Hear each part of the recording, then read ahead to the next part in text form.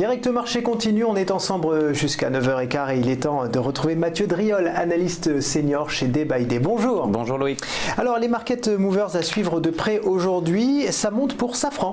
Oui, belle hausse à plus 4,31. Le titre réussit à s'affranchir de sa résistance majeure à 112,60 et marque avec cette bougie pour l'instant de nouveau plus haut, prolongeant d'une certaine façon une tendance déjà bel et bien haussière.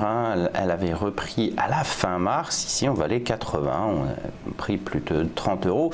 Si on prend un tout petit peu de recul, on voit ça ne fait que monter. Alors on a des petites phases de plat temporaires, mais après la tendance reprend. Alors la seule problématique, c'est que c'est ce gap et le troisième. On a eu un premier gap ici, un second là, et les troisièmes gaps, il faut s'en méfier. C'est des fois, en fait, on va dire le chant du cygne, la dernière hausse finale d'un mouvement. Ça pourrait être le seul petit bémol que l'on puisse voir à cette configuration haussière. Effectivement, s'il était comblé, ça pourrait sonner le glas et en fait permettre soit une correction plus violente, soit une temporisation à plat, une digestion en fait de la hausse. Pour l'instant, pas de signal contraire, ça reste ma foi bel et bien haussier. Altran. Altran progresse elle aussi, même si pour l'instant ça s'est complètement retourné. C'est ça qui est assez marrant, c'est qu'on a ouvert, vous le voyez, en hausse sur la bougie du jour.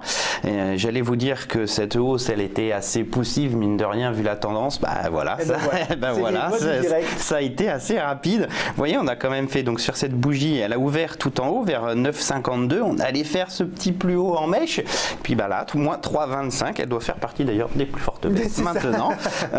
Donc ça jongle. En fait, qu'est-ce qui se passe sur Altran? Il y a ce gap énorme que l'on a ouvert sur cette séance ici du 13 juillet dernier avec un beau moins 28. Bon, ça a complètement anesthésié toute possibilité de rebond. On avait cette petite reprise très poussive puisque au final on avait à peine même pas été chercher le bas du gap. On considère donc ce mouvement, on va dire, comme une reprise technique au sein d'un mouvement baissier impulsif. Qu'est-ce qui se passe quand on a des mouvements baissiers impulsifs? Théoriquement c'est plutôt des nouveaux plus bas. Le risque sous 8,10 c'est d'aller à 7,02 et au final ce mouvement n'était qu'une possibilité d'alléger si on n'avait pas pris coupé ses positions à temps. A priori surveiller 8,70. Si on clôture sous ce niveau, la tendance refera des nouveaux plus bas rapidement. Alors du côté du coup des entreprises qui souffrent, c'est pas très bon pour Bourbon. Non, moins 5,83 pour l'instant, ça risque de s'accentuer. Là aussi on est sur un mouvement baissier assez marqué depuis le début de l'année 2018, au-delà de 8,50 et qui a récemment fait des plus bas pendant l'été aux alentours des 4,10. Donc c'est quand même déjà une baisse assez spectaculaire. Une très vive reprise haussière, mais qui ne permet pas réellement de s'affranchir de la tendance de moyen terme. Gap baissier ce matin, un retour sur le support à 8,428 est probable, puis après ça sera là aussi, si on est en tendance baissière, des nouveaux plus bas, 4 puis 3,47. C'est un titre qui est quand même relativement poussif. On va jeter un œil à ST Microelectronics. Ouais, pas très très bon pour l'instant.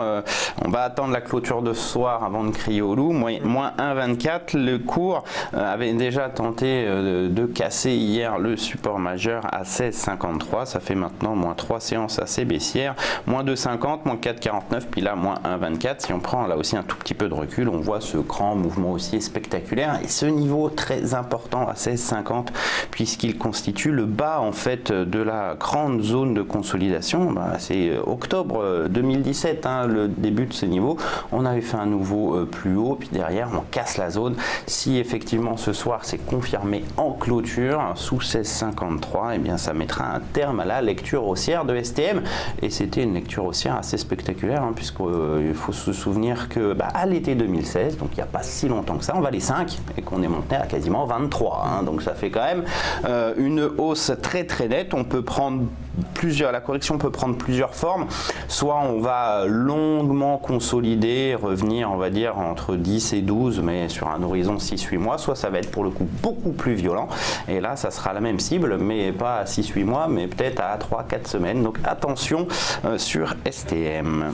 Alors, j'en parlais tout à l'heure dans mon journal, les laboratoires Boiron ont rendu leurs résultats semestriels. Ils ne sont pas bons et forcément, ça pèse sur le cours. Eh bien, en tout cas, moins 4,57 sur la bougie qui, pour l'instant, n'est qu'une bougie noire. On a ouvert même un tout petit gap baissier. Alors, c'est assez ténu, mais c'est pas la taille du gap qui compte, c'est son apparition. Pourquoi? Parce que ce gap, en fait, se produit lors de la rupture de cette zone de support importante.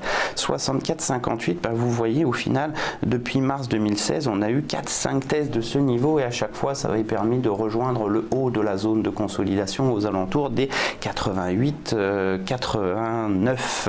Si on casse par le bas cette zone avec en plus un gap suite à une parution de résultats, on avait déjà un premier gap, donc on est à 2 gaps.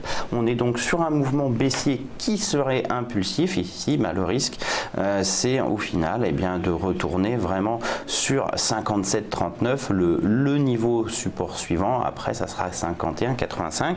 Et comme on sort par le bas d'un large range, ici, c'est de se considérer que ce gap est impulsif et qu'on peut accélérer assez nettement. Donc, à surveiller ce soir, d'ici ce soir, on pourrait vraiment corriger vite sur Boiron. Eh bien, merci beaucoup Mathieu Driol. Je rappelle que vous êtes analyste senior chez Day by Day.